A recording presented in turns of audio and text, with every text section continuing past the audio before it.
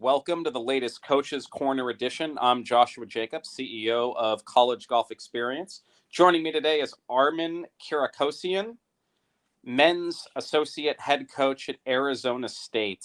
Armen, how are you today? I'm doing great. Thanks, Joshua. Appreciate you having me on. Well, thank you for your time, sir. Let's start by telling the audience a little bit about yourself and your golfing and your coaching career. Yeah, so I got into competitive golf, a little bit later in my life. I probably started competing just about right as I was actually a high school golfer. I had started golf earlier on, so I knew how to play. But once I got to high school, I started taking it much more seriously.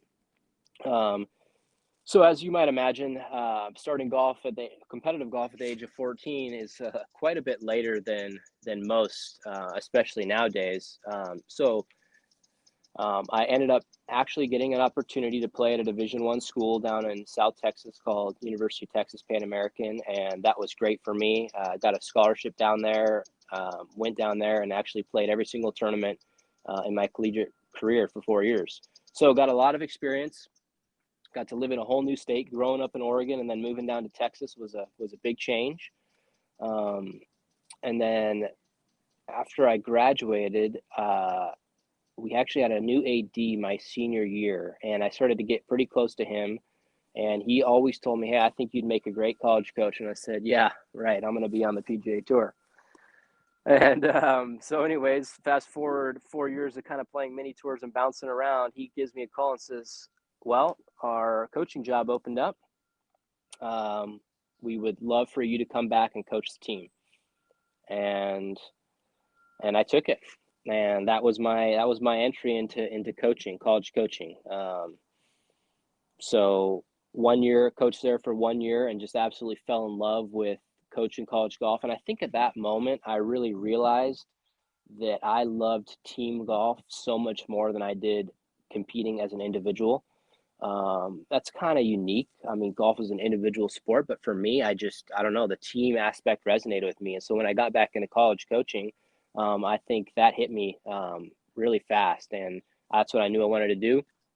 After a year of coaching there, I had an opportunity to go be the assistant coach at Pepperdine, and I took it, and that was a great move for me. Michael Beard was an amazing coach, and obviously they just won the national championship.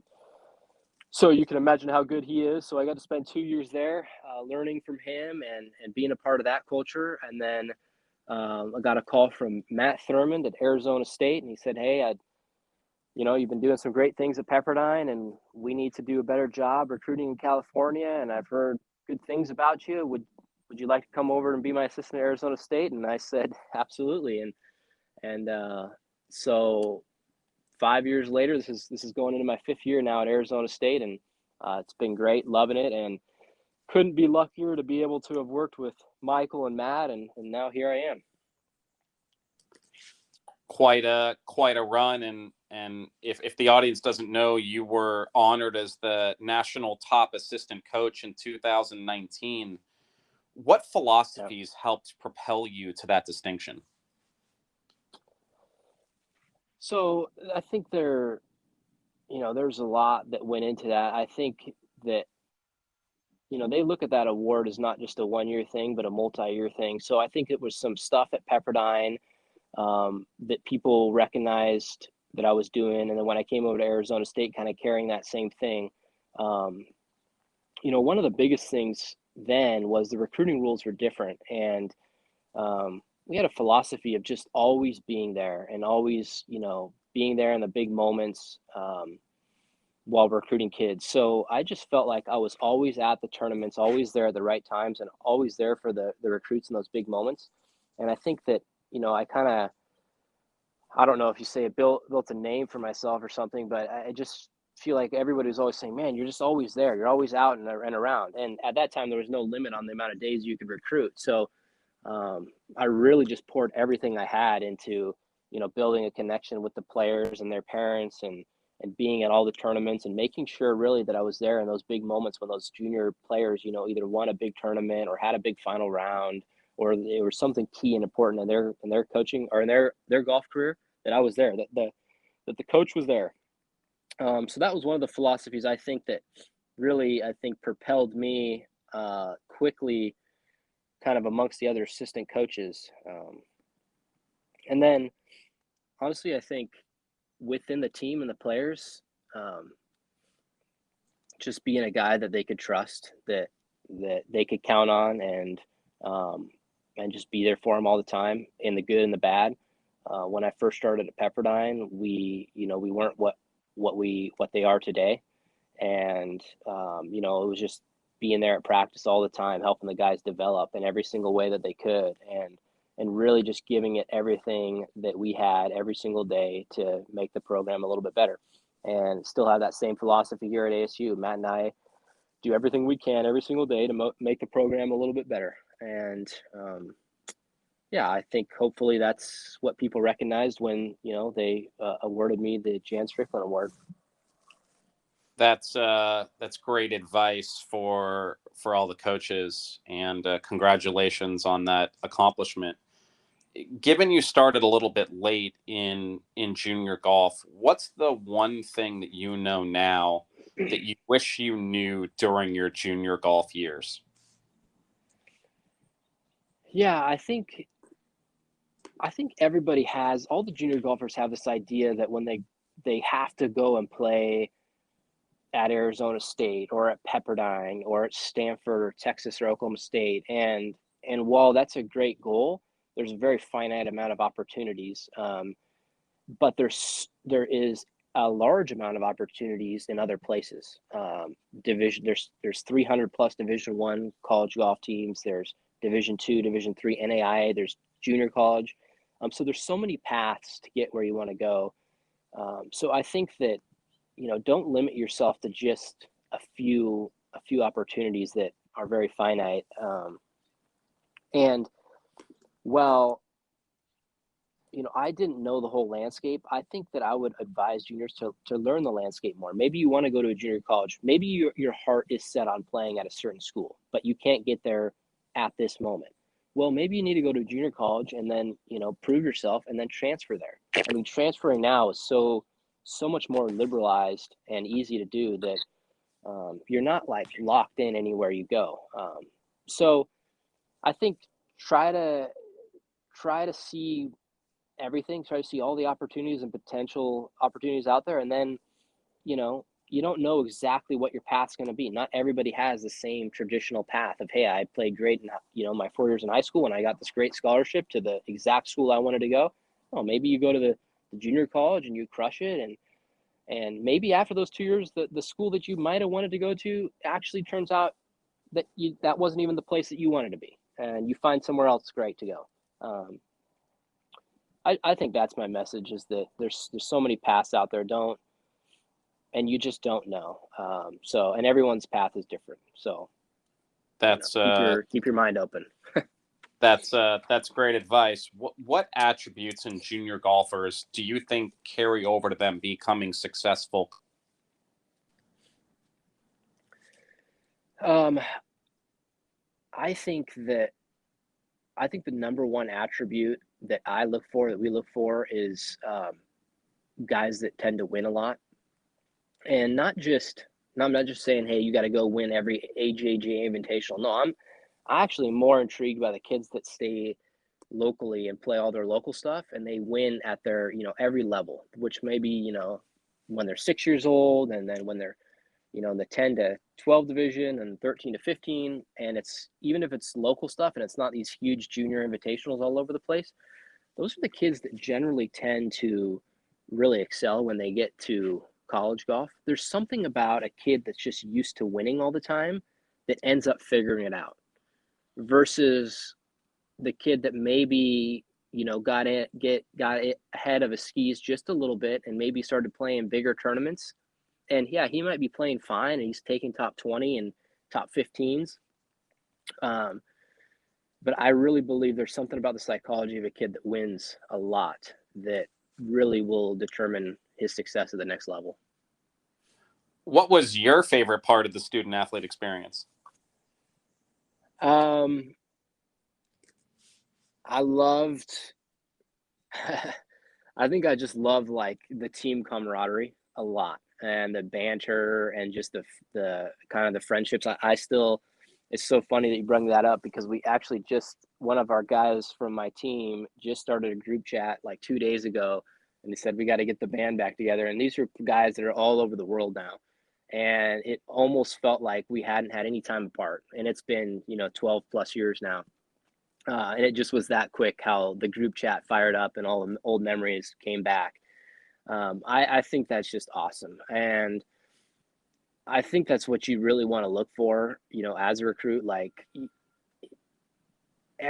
so many things, people talk about, but really what's going to make or break your experience are the people.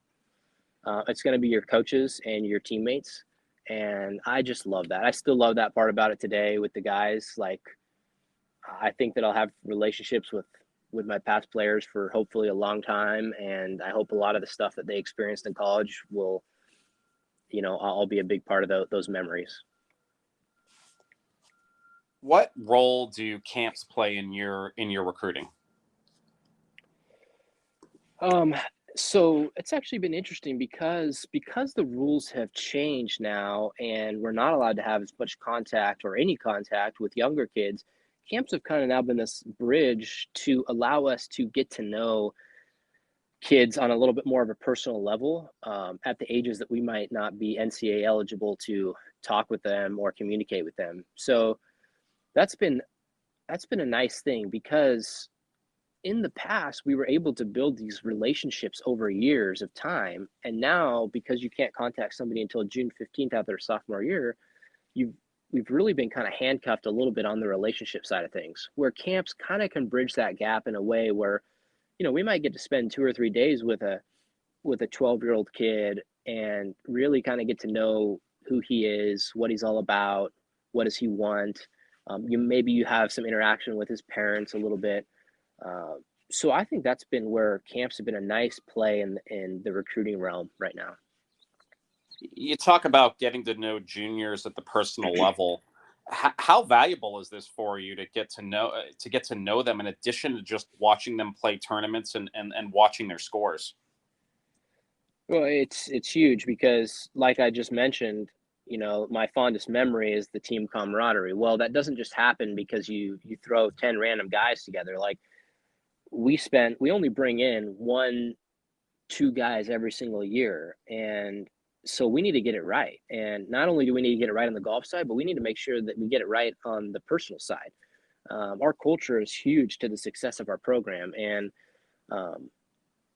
with such a small team, for us, we only carry between 8 and 10 guys. Like, one guy that really doesn't fit in, or 2 guys that don't fit in, and maybe they start, drawing some other guys away. I mean, that's not what you're looking for. We need 10 guys all on the same page, that all can get along, that are having fun together, that are building those memories that I talked about. And you don't always get it right, but you got to try your best. And getting to know them at a young age only kind of helps that.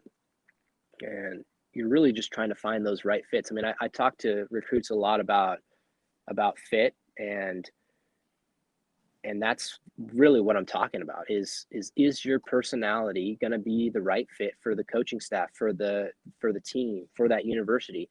And hopefully by getting to those kids at camps, we can kind of hopefully sift through that a little bit, or at least try to do our best. Absolutely, team chemistry is key, especially with team sports like collegiate golf. And when you and how you are looking to find those right players for your team, what kinds of are you asking juniors, and what kinds of questions should juniors be asking the coaches when they're attending camps? Yeah, I think that, this is one thing where I think a lot of people get trapped into asking a lot of similar questions, and questions that, maybe that they're comfortable asking, but aren't really that relevant to their overall experience in college. So you'll hear a lot of questions like, what is your schedule like? Or what is your practice schedule? Or how many times a week do you work out? Or, Do you have an academic advisor? And I mean, I guess those things are relevant, but they're not that relevant to what your experience is. Like I alluded to earlier, it's really going to come down to the people, coaches and the players. So I would always advise people to ask questions about that. Ask the coaches, what is your coaching philosophy? How will I be coached? I think the best players ask, will you give me honest feedback? I think that's a pretty important thing. Ask about the players on the team. I mean, talk to them about what is the team culture like, or how do the guys interact? What do the guys do on the weekends? What type of players are you looking to bring in the future? Try to get a feel for, what type of people you're going to be around. I think it could probably be pretty intimidating for a recruit, especially when they're talking with coaches, and especially if it's a place that they really, really want to go. But ultimately, what's going to make or break their experience are going to be the two coaches and the players that are on their team. It's not going to be the facilities. It's not going to be, do they get 5 meals a week or 4? It's not going to be the workout routine. Like I said, those things are relevant, but the great players are going to get better pretty much anywhere they go, as long as the culture and the people around them are right. You talk about how important it is to have the right people around you, and certainly you spend a lot of time with players on trips. What is it like being on a travel road trip during collegiate golf? Well, if you're on our team, it's a lot of fun. I can tell you that. We keep things light. Matt is great at, extracurricular, fun, entertainment stuff. We've got just kind of a lot of traditions that we do at certain events that we repeat every year. So like our Orlando trip is off the charts fun. We usually go to Universal the day before and ride the roller coasters, or go to the water park every night. It's usually intense, hardcore mini putt competitions. We keep it pretty fun. I think that we found that our players play and compete the best when they're enjoying themselves and not just kind of getting nervous sitting at the hotel or hanging out too much. So our trips are pretty active. And yeah, I think that we kind of have a philosophy that each trip should be memorable, and every guy traveling on that trip should have great memories no matter what after each tournament. Not just what we did on the golf course, but what we did off the golf course. And I think we're doing a good job of it, because our older guys are telling stories to our younger guys constantly about all the, funny things that have happened on the previous trips right before we're about to leave. So it's pretty cool. It's pretty high energy, but man, it's a blast. Team trips are awesome. Fabulous insight into the Sun Devils program there. So a couple quick fun questions to fire off for you. What is your favorite movie? That's a good one.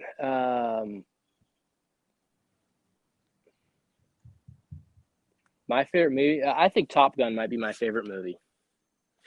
And I've been waiting for the sequel to come out, but it got put on hold for COVID protocol. So I've been kind of bummed out, but I've been waiting for that to come out. Yeah, it keeps getting pushed back. That's for you. Are you currently watching or binging anything on TV? So one of my favorite ones is Suits. I love Suits. I think it's just a great show. It's family friendly, it's appropriate, and it's just awesome. I think their characters are great. Harvey Specter is probably one of my all-time favorite characters in show history. Do you have a guilty pleasure? I love Mexican food, and it's just, I mean, tacos to me, like I just can't get enough of it. I mean, I'm really fortunate in Arizona to have great Mexican food, and so Matt and I actually kind of seek out all the hole in the wall places that we can find anywhere. So that's kind of my It's not great for my waistline, but man, I love them. Well, sticking with that theme, what's your favorite spot for lunch on or near campus? That's a good one. So if you went off campus a little bit, there's a ton of Mexican restaurants, but if you were on campus, there's a hamburger spot called the Chuck Box, which is very popular. It's an old school, I think it's cash only. You got to go in and yell out your order. Honestly, don't eat there a ton because it's kind of a zoo, but that's a cool spot for anybody that was visiting or in town. And then they actually just brought out a California local spot, Board and Brew, right across the street from campus. So that's also a favorite sandwich spot. But if you're looking for good tacos, I would recommend two spots. One would be a place called Cuernavaca, and another place would be called Tacos Jalisco. Both you better be pretty open to hole in the wall spots, or you're gonna get you're gonna get a little shell shocked when you arrive in the parking lot.